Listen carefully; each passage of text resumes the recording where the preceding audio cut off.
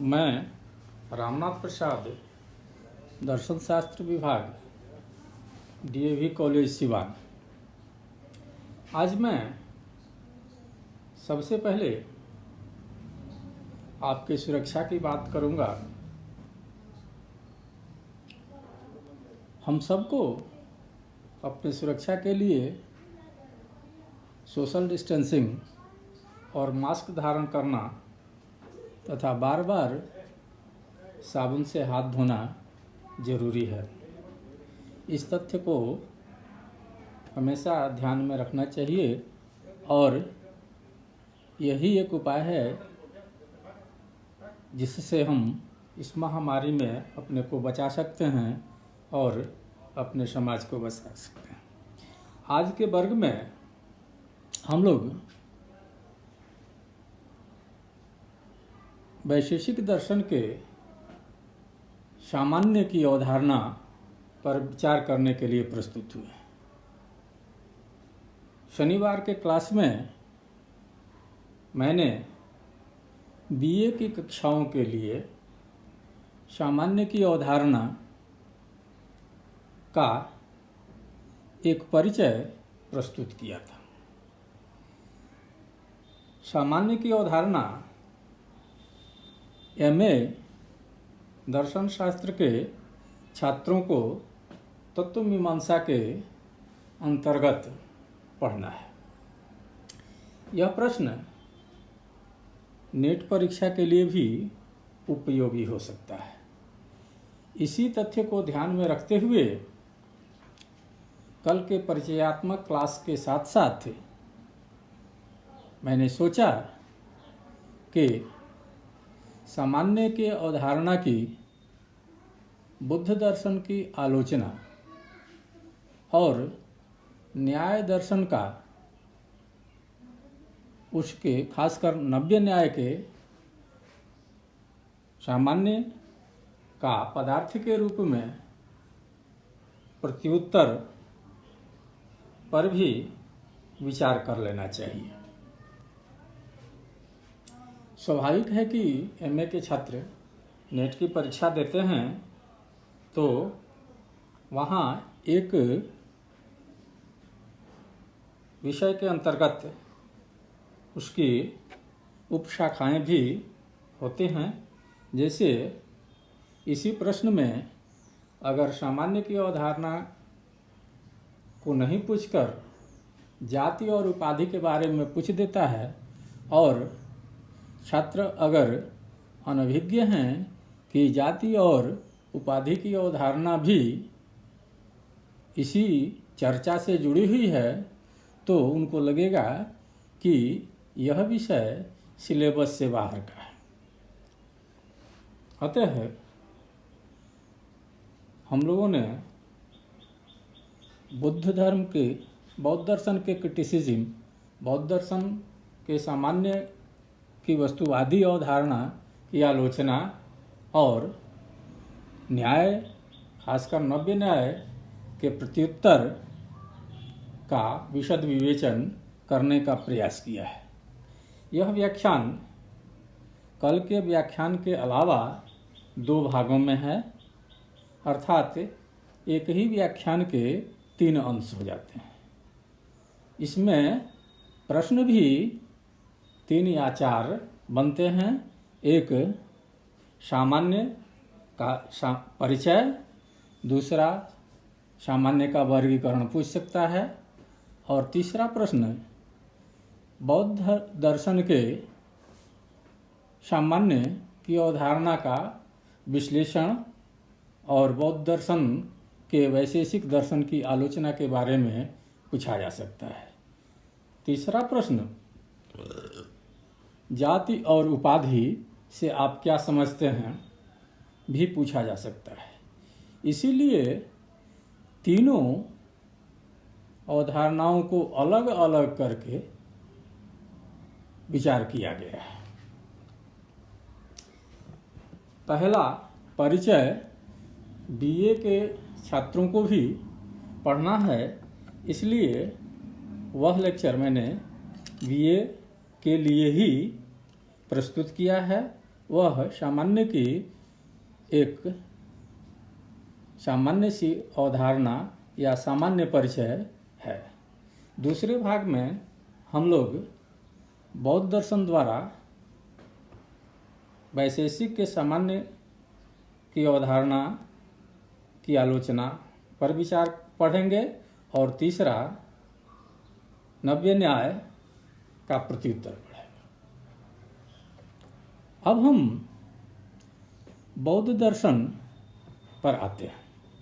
बौद्ध दर्शन सामान्य को एक कामचलाऊ अवधारणा मानता है। उसके अनुसार सामान्य अपोह से सिद्ध है। अपोह का अर्थ है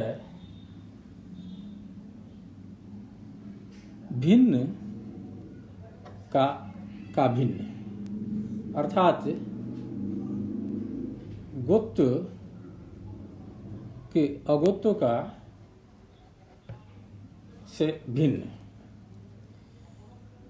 न्याय वैशेषिक और बौद्ध दर्शन समकालीन थे। समकालीन होने के कारण लगातार एक दूसरे के आलोचक रहे। दर्शन के द्वंद्वात्मक विकास में इन दोनों दर्शनों का बहुत ही महत्वपूर्ण योगदान रहा है। सामान्य की अवधारणा के संबंध में बौद्ध दार्शनिक वैशेषिक दर्शन की आलोचना करते हैं और वैशेषिक दर्शन उसका समाधान या प्रत्युत्तर देने का प्रयास करते हैं। वैशेषिकों के साथ साथ नैयायिकों जैसे जयंत भट्ट, उदयनाचार्य और नव्य न्यायिकों ने भी बौद्ध दर्शन के इस आलोचना का उत्तर देने का प्रयास किया है। बौद्ध दार्शनिकों के अनुसार अनुवृत्ति प्रत्यय की व्याख्या के लिए भावात्मक सामान्य की कल्पना आवश्यक नहीं है। कल हम लोगों ने पढ़ा था कि एक तरह की वस्तुओं को जब हम देखते हैं तो हमारे मन में एक समानता की भावना उत्पन्न होती है। वैशेषिक दर्शन में इसे अनुवृत्ति प्रत्यय कहा गया है और इस अनुवृत्ति प्रत्यय का कारण सामान्य है।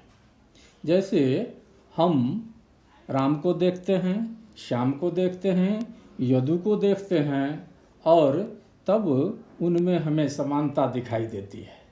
यह समानता की अवधारणा एक अनुवृत्ति प्रत्यय है। यह अनुवृत्ति प्रत्यय हमें मनुष्यत्व के रूप में दिखाई देता है और हम समझते हैं कि ये सभी मनुष्य हैं। यह अनुवृत्ति प्रत्यय या यह मनुष्यत्व की अवधारणा हमारे मन में इसलिए है कि पहले से मनुष्य सामान्य वर्तमान है, ऐसा वैशेषिक दर्शन मानता है। लेकिन बौद्ध दार्शनिक कहते हैं कि ये एक अनावश्यक कल्पना है। यह कार्य बड़ी आसानी से अपोह से सिद्ध हो जाता है। अपोह एक बौद्ध दर्शन की अवधारणा है जिसमें तत्व भिन्न भिन्नत्वम कहा गया है। जैसे मान लिया कि गुत्व के बारे में हम कल्पना करते हैं तो गाय से भिन्न जीवों से भिन्न है।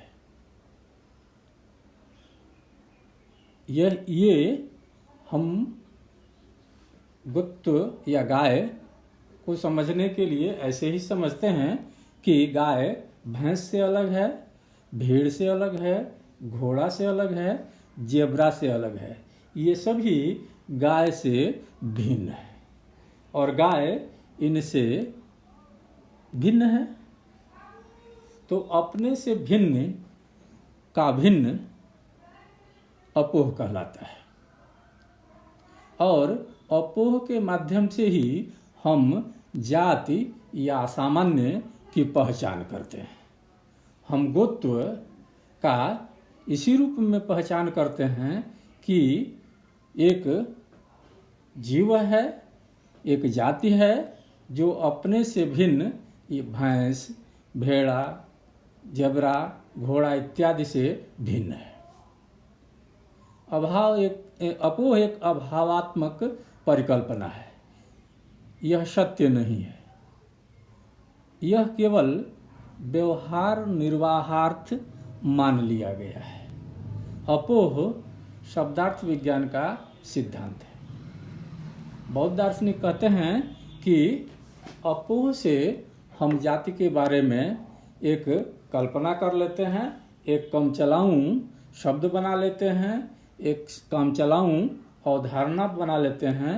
इसको सत्य नहीं माना जाना चाहिए। लेकिन बौद्ध दार्शनिकों का यह सिद्धांत शब्दार्थ विज्ञान में आता है।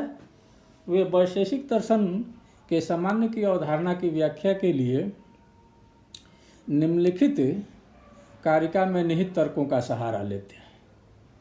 जैसे नायाति न च तत्र आसीत न च उत्पन्नम न च अंशवत जहाति पूर्व न आधार महो व्यसन संतति। अर्थात वो उसको कहीं से आया हुआ नहीं माना जा सकता है, उसको वहाँ पहले से उपस्थित नहीं माना जा सकता है, उसको उत्पन्न नहीं माना जा सकता है, न ही उसको अंश माना जा सकता है, और न ऐसा माना जा सकता है कि वह एक को छोड़कर दूसरे में जाता है। सामान्य के संदर्भ में चूंकि वैशेषिक दार्शनिक, कल की चर्चा में हम लोगों ने देखा था कि मानते हैं कि वह अनेक में अनुसूत है, वह शाश्वत है, और नया सदस्य जब कोई आता है तो वह उसके साथ जुड़ जाता है। जैसे गाय का बछड़ा अपने आप गोत्र सामान्य का सदस्य हो जाता है, इसी अनेक अनुसूत और जो सामान्य के नए सदस्यों के साथ जुड़ने की प्रक्रिया है, इस पर बौद्धों को आपत्ति है। वे कहते हैं कि इसको कहीं से आया हुआ नहीं माना जा सकता है। जैसे अगर वैशेषिक दार्शनिक ये मानते हैं कि यह अवधारणा अपने नए सदस्यों में जुड़ जाती है आकर, तो इसको आया हुआ कहीं से नहीं माना जा सकता है। बौद्ध दार्शनिकों का कहना है कि जैसे ही किसी नए जाति सदस्य का जन्म होता है तो जाति सामान्य उसमें स्वतः आ जाता है। यह प्रश्न स्वाभाविक हो जाता है कि वह उस स्थान पर कैसे आता है जहाँ जाति सदस्य का जन्म होता है। न्याय वैशेषिक तो इसे गतिहीन मानते हैं, अर्थात न्याय वैशेषिक सामान्य को जब गतिहीन मानते हैं तो जहाँ नए सदस्य का जन्म होता है वहाँ उसका सामान्य कैसे आता है कि उसके साथ जुड़ जाता है। इसी तरह दूसरा तर्क है न तत्र आसीत। बौद्ध दार्शनिक तर्क देते हैं कि न्याय दार्शनिक यह कह सकते हैं कि वह सामान्य वहाँ पहले से ही रहता है। अगर किसी सामान्य को किसी स्थान पर पहले से ही मान लिया जाए तो उस स्थान का वही नाम होना चाहिए था जो उस सदस्य की जाति है। जैसे मान लीजिए गाय में गोत्र सामान है तो उसका नाम गाय है, क्योंकि उसमें गोत्र सामान्य रहता है, तो जिस स्थान पर वह रहता है उसका नाम भी गाय होना चाहिए। जैसे मान लिया जाए कि सिवान में एक नए गाय सदस्य का जन्म होता है तो पहले से वहाँ रह रहे सामान्य से मिल जाता है, तब सिवान का नाम भी गाय ही होना चाहिए था, परंतु ऐसा नहीं होता है। यह अधिक से अधिक यह माना जाता है कि गाय गोत्र जहाँ है वह गौशाला कहा जाता है, लेकिन वहाँ तो गोत्र भी रहता है तो उसका नाम गोत्रशाला क्यों नहीं है। यह तर्क ज़्यादा ही तीखा है और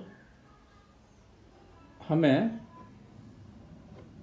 कुछ अटपटा सा लगता है, लेकिन सामान्यतया हम इस तरह के तर्कों का प्रयोग देखते हैं।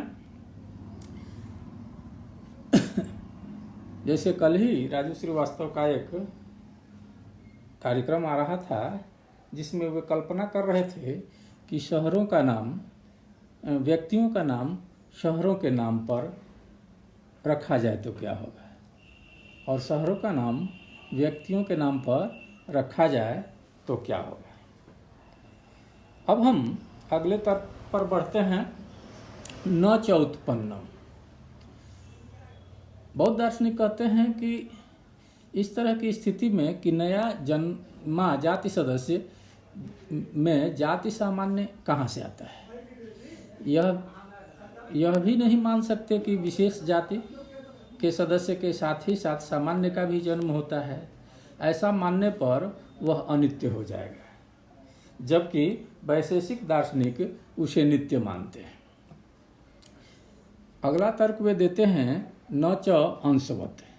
बौद्ध दार्शनिकों के अनुसार वैशेषिकों के पास चौथा विकल्प है कि वे उसे जाति सदस्य का अंश मान लें, परंतु ऐसा मानने पर सामान्य विशेषों का अंश हो जाएगा।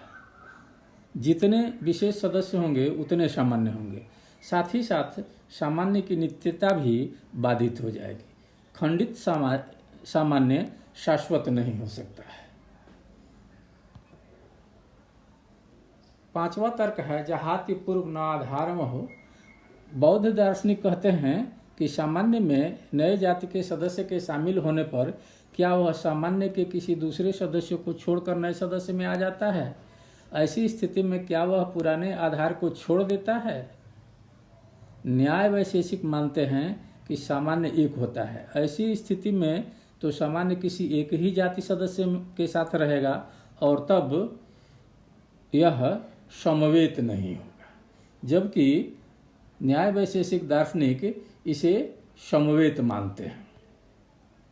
इस प्रकार हम देखते